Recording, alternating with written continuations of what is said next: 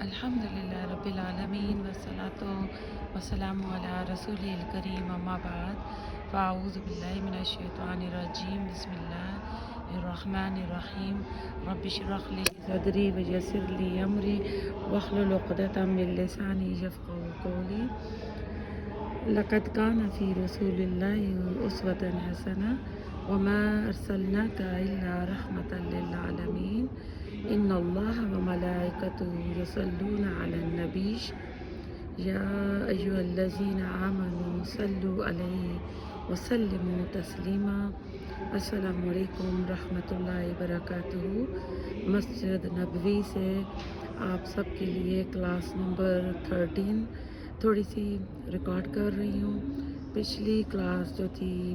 Class number 12، اس میں بات ختم ہوئی تھی کہ رسول اللہ صلی اللہ علیہ وسلم نے حرم میں جب سورۃ نجم کی تلاوت کی تو اس وقت قریش کے سارے جو سردار تھے وہ بھی وہاں پر موجود تھے، تو آپ تلاوت کرتے ہوئے جب فَاعْبُدُوا وَاسْجُدُوا پہ پہنچے تو آپ نے یہ سجدہ آیت کی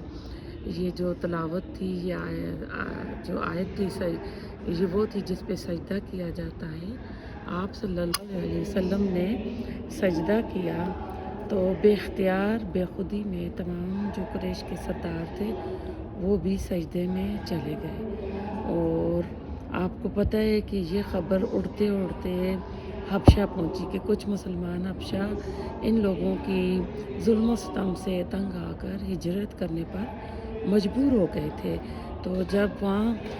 خبر پہنچی تو خبر کچھ اس انداز میں پہنچی کہ مکہ کے جو قریش ہیں وہ مسلمان ہو گئے ہیں۔ ویسے ہمارے یہاں بھی آپ کو پتہ ہے خبر ہوتی ہے، جب اڑتے اڑتے پہنچتی ہے تو جب وہ 10-12 لوگوں سے پھرتے پھرتے پہنچتی ہے تو وہ آدھی چینج ہو چکی ہوتی ہے، تو یہاں بھی یہی حال ہوا۔ تو اب جو حبشہ میں مسلمان تھے انہوں نے سوچا کہ ہمارا یہاں پر اب ہجرت کا تو کوئی ہجرت ختم ہو گئی، اب ہجرت کا تو کوئی فائدہ نہیں، اپنے وطن چلتے ہیں، تو یہ واپس وہاں سے چلے۔ جب یہ مکہ سے کوئی تھوڑا سا دور تھے تو وہاں پر ان کو جو صحیح خبر تھی وہ لگی کہ وہ انہوں نے مغالطے میں بے خودی میں سجدہ کر لیا تھا، تو اب ایسا ہے کچھ تو واپس حبشہ چلے گئے اور کچھ مدینہ آئے۔ جب یہ مدینہ آئے تو ان کے اوپر پہلے سے بھی زیادہ ظلم و ستم ہونے لگا، کیونکہ قریش کو اس بات کا بھی بڑا افسوس تھا، بہت ریگریٹ کر رہے تھے، بہت پچھتا رہے تھے، نادم تھے کہ یہ ہم نے کیا کیا، رسول اللہ صلی اللہ علیہ وسلم نے سجدہ کیا تو ہم کیوں سجدے میں چلے گئے۔ اس پر انہوں نے کچھ باتیں بھی بنائیں کہ ہم تو اس لیے سجدے میں چلے گئے تھے، ہم سمجھے کہ رسول اللہ صلی اللہ علیہ وسلم ہمارے بتوں کو سجدہ کر رہے ہیں، تو ہم نے بھی اس لیے سجدہ کیا، ہم نے تو بتوں کے لیے کیا۔ خیر اب پہلے سے زیادہ وہ مسلمانوں کو تنگ کرنے پر کمر بستہ ہو گئے، پہلے سے زیادہ اذیتیں دینے لگے، تو اب مسلمانوں کا وہاں رہنا بڑا محال ہو گیا، خاص کر غریب جو صحابہ تھے اور جو غلام تھے۔ تو آپ نے دوبارہ بتایا کہ آپ دوبارہ حبشہ ہجرت کر جائیں، تو دوبارہ تقریباً 80-83 کے قریب جو تھے صحابہ اکرام، جس میں عورتیں بھی تھیں آدمی بھی تھے، یہ لوگ دوبارہ ہجرت کرنے کے لیے تیار ہوئے۔ تو اب جو قریش مکہ تھے یہ پہلے سے زیادہ چوکنا خبردار ہو گئے تھے کہ پہلے بھی یہ بچ بچا کے حبشہ چلے گئے تھے، تو اب ہم نا ان کے اوپر اپنے ظلم و ستم کرتے رہیں گے اور ہم ان کو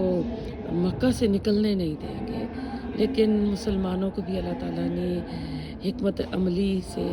نوازا ہوا تھا، انہوں نے بھی کوئی اس طرح کا اپنا بندوبست کیا، اس طرح کی تیاری کی کہ ان کو خبر نہ لگی اور وہ حبشہ چلے گئے۔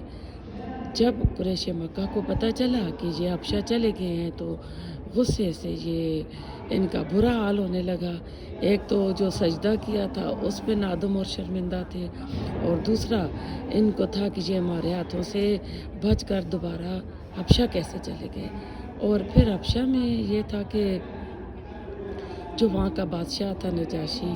اس کا حسن سلوک ان کو پتہ تھا کہ مسلمانوں کے ساتھ وہ نرمی سے برتاؤ کر رہا، مسلمانوں کو وارم ویلکم کیا ہے، اور ان کا وہاں پہ ان کے اوپر کوئی سختی نہیں ہے، پابندی نہیں ہے، اپنے مذہب کے اوپر جو چاہے کر رہے ہیں۔ تو اب انہوں نے پلان بنایا کہ ہم اپنی طرف سے کسی کو بھیجتے ہیں کہ وہ جا کر نجاشی کو بتائیں کہ ان کو اپنے ملک سے نکالیں۔ تو اس کے لیے عاص بن وائل کے بیٹے عمرو بن العاص یہ بات کرنے میں بہت ہی ایکسپرٹ تھے، بہت ہی اللہ تعالیٰ نے ان کو صلاحیت دی ہوئی تھی، تو ان کو بھیجا۔ یہ بعد میں مسلمان ہو جاتے ہیں، اور پہلے میں نے آپ کو بتایا کہ یہ فاتح مصر ہے، مصر انہوں نے فتح کیا تھا۔ اب دیکھیں کیا تھا، بیٹا کیا تھا۔ جس طرح خالد بن ولید کیا بنے، اور ان کا باپ جو تھا ولید بن مغیرہ، جس کے لیے میں نے کیفا قدرہ کی آیتیں قرآن میں نازل ہوئی ہیں۔ تو دیکھیں ہم کو 2 کریکٹر ملتے ہیں، اور یعنی بیٹے اسلام میں آ کے کیا کیا کارنامے انجام دیتے ہیں، اور جو باپ تھے وہ کس طرح رسول اللہ صلی اللہ علیہ وسلم کو تنگ کرتے تھے، اور ان کے رویے کیا تھے، اور کس طرح ان کی جو موت تھی شرک پر ہوئی تھی۔ تو یہ بہت سارے تحفے طوائف لے کر جاتے ہیں، اور بڑے سمارٹ ہیں، بڑے چلاک ہیں۔ پہلے وہاں جا کے جو وہاں کے پادری ہیں ان کو ملتے ہیں، جو دربار میں ہوتے ہیں نا نجاشی کے آگے، تو ان کو جا کے تحفے طوائف دیتے ہیں، اور کہتے ہیں کس طرح ہمارے کچھ لوگ جو ہیں وہ بھاگ کر ادھر آ گئے ہیں، تو جب ہم نجاشی کے سامنے ان کی شکایت کریں گے تو آپ بھی ہماری ہاں میں ہاں ملانا، اور ہمارا ساتھ دینا، ہماری تائید کرنا۔ تو ایسا ہے کہ یہ بھی محل میں جاتے ہیں، نجاشی کے لیے تحفے طوائف لے کر جاتے ہیں، اور اس طرح بتاتے ہیں کہ یہ اب کچھ جو لوگ ہیں مکہ سے بھاگ کر ادھر آ گئے ہیں، انہوں نے یہ بے دین ہو گئے ہیں، انہوں نے اپنے دین کو چھوڑ دیا ہے، تو ہم آپ سے ریکویسٹ کرتے ہیں کہ آپ ان کو واپس ہمارے ساتھ مکہ جانے دیں۔ تو نجاشی جو تھا بڑا عادل بادشاہ تھا، تو اس نے کہا کہ نہیں، میں نا پہلے ایک یک طرفہ یعنی بات کو میں نہیں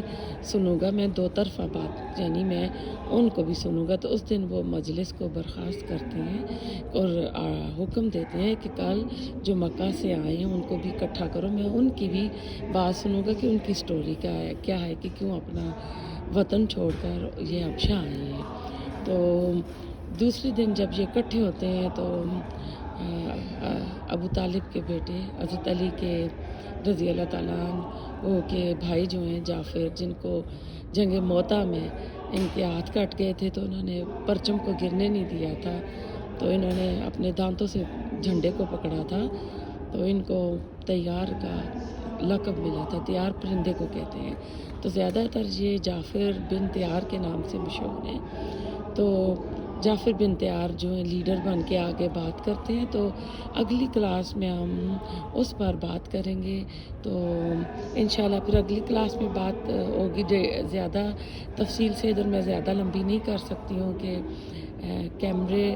لگے ہوئے ہیں، تو ایسا نہ ہو کہ کوئی آ جائے اور مڈل آف دا میری یہ کلاس ہو تو اس میں مجھے سٹاپ کرنا پڑے۔ تو ربنا تقبل منا انک انت السمیع العلیم وتب علینا انک انت التواب الرحیم سبحانک اللہم بحمدک نشہد ان لا الہ الا انت نستغفرک ونتوب الیک۔ السلام علیکم ورحمۃ اللہ وبرکاتہ۔